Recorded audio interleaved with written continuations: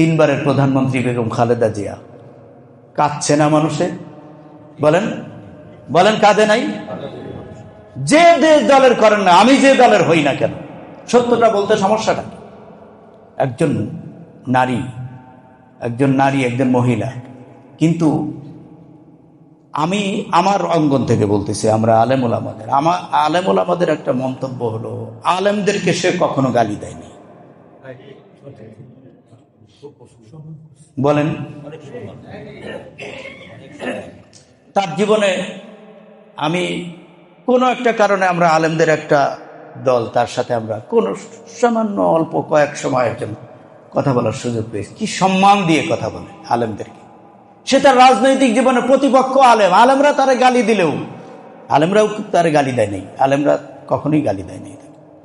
তবে রাজনৈতিক অঙ্গনে অনেক সময় আছে না যে আলেমদের বিপক্ষে, দিনের বিপক্ষে দুই কথা বলে ফেললো, তার মুখ দিয়ে কোনো দিন এরকম কথা আমরা আলেমদেরকে কখনো সে গালি দেয়নি, আলহামদুলিল্লাহ। যার কারণে তার লাশ যারা বহন করছে,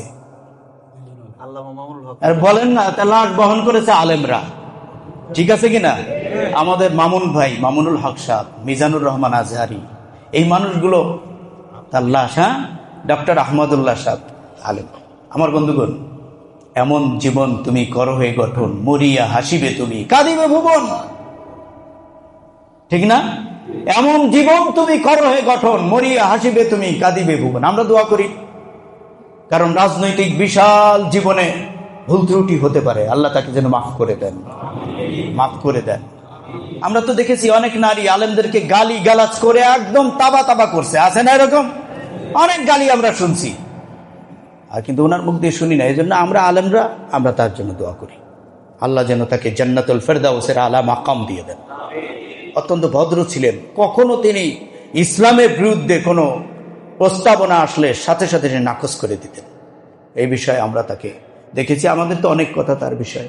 আল্লাহ রাব্বুল আলামিন যেন তাকে মাফ করে দেন, আল্লাহ যেন তাকে জান্নাতুল ফেরদাউসের আলা মাকাম নসিব করে দেন, এবং তার সন্তান তারেক রহমান, আল্লাহ যেন তাকে মায়ের মতো বানান। সব সন্তান মায়ের মতো হয় না, ঠিক না বেঠিক?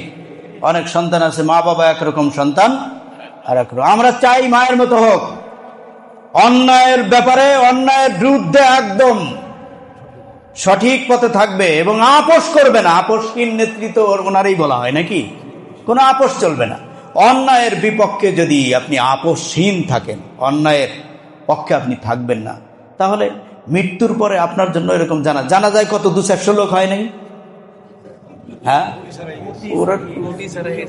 আমি হিসাব জানি না কত হয়েছে, তো লক্ষ লক্ষ মানুষ হয়েছে না? দোয়া করছে তার জন্য, তার জন্য দোয়া করে। আমি তো দেখেছি লোকেরা কাঁদছে।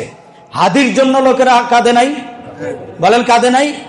হাদি এটা ছোট্ট বয়সী, অল্প বয়সী একটা ছেলে, তার জন্য এখনো তার কবরের সামনে গেলে লোকেরা কাঁদে, হাদির জন্য কাঁদে।